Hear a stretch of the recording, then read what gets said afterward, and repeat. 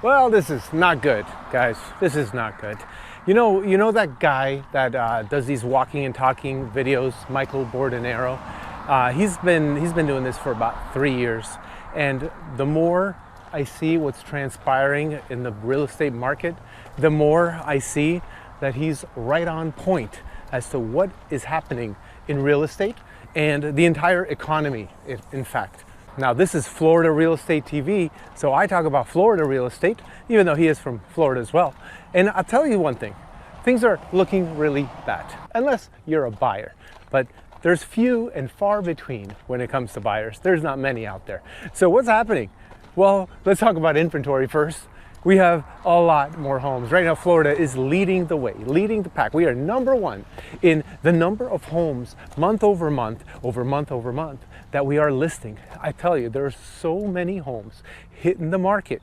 And then on top of that, we have this double whammy going on. The double whammy is the new construction. We have so many homes being built in Florida, Texas as well, by the way. Texas is also, they're number two.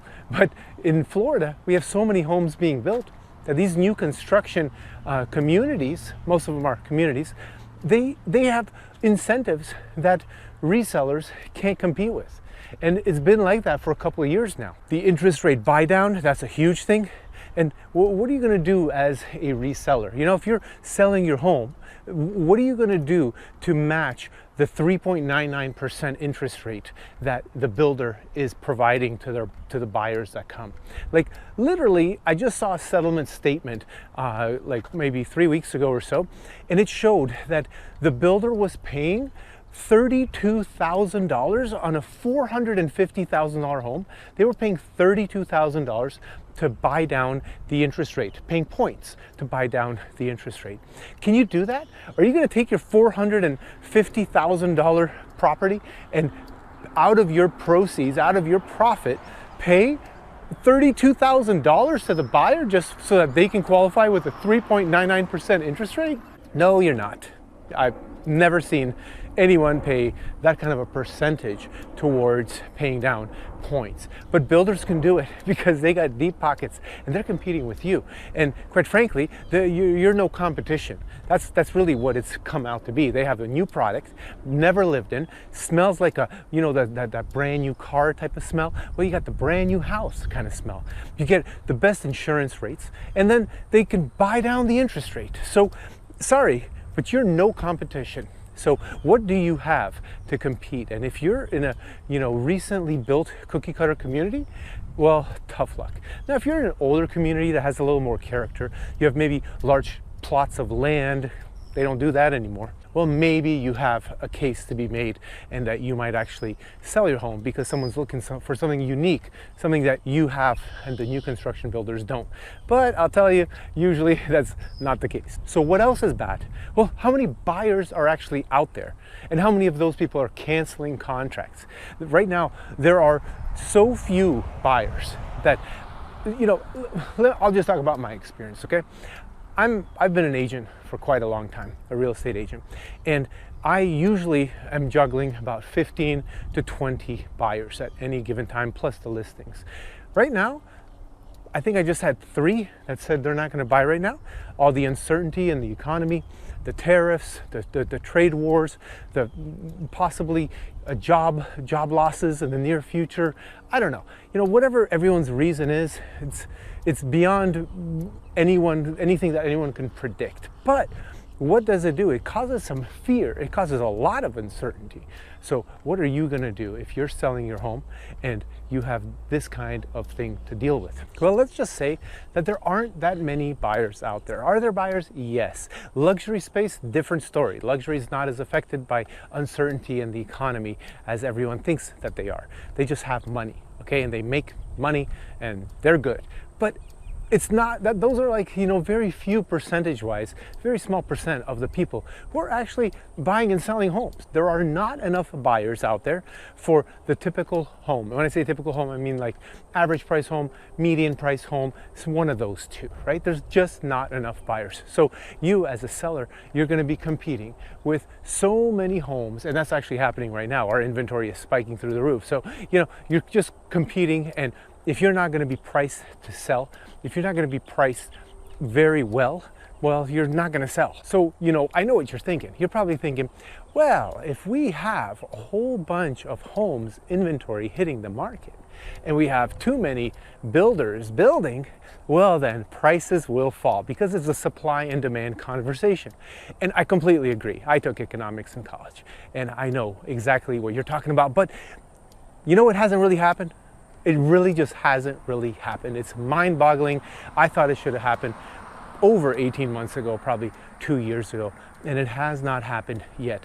And if it has, then it's like 3, 4, 5, 6%. It's like some small thing. Everyone's talking about like 50% crash.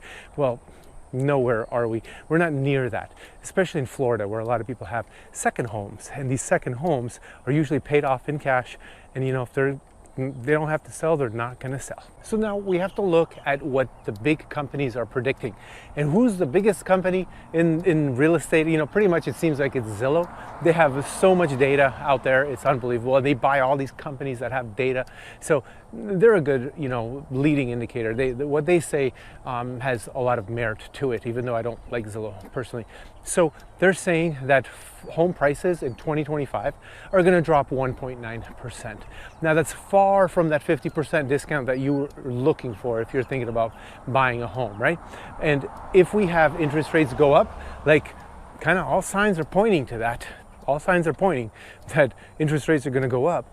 Well, then, what are we going to do, right? We're probably going to have something bigger than a 1.9% cut in prices. And, I'm not seeing any light in the tunnel or at the end of it or in the beginning or anywhere, quite frankly. Even just like I use Apple News, right, on my iPhone.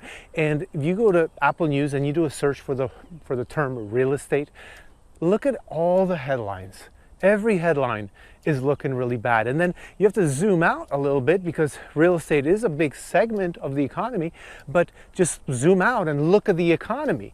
Right now we have so much uncertainty with the trade wars and the tariffs and what's going to happen and what countries are teaming up, against America and which countries are teaming up with America and do they actually buy from us? And, I think there's so much uncertainty.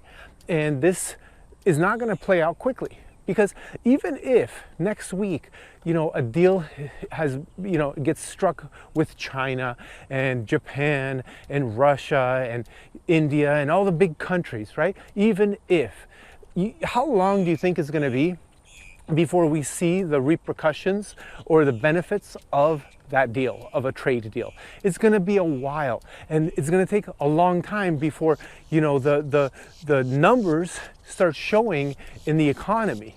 Because even though there might be a deal struck and an economy starts going well, which I don't think is going to happen, but let's just say it does, well, it still takes a long time because some people are wary, and some people, even though a deal was struck, it doesn't mean that they're going to go and do something immediately. They're going to wait to see how things play out, and then they might start placing their orders for more supply and more inventory and product and so on. But if we don't strike a deal, let me tell you something about home prices. There's this guy on YouTube, I don't know what his name is, I forget his name, but he's saying that there's going to be like this big financial melt up, something along those lines. Very good thesis that he had. And I kind of can see it happening, and it's not good. At least not for affordability. Everything just gets more expensive. Inflation goes a little bit out of control for a while. Let's just call it 5 years, maybe a little bit more, and everything gets more expensive. So you think that the home prices right now are expensive, just you wait.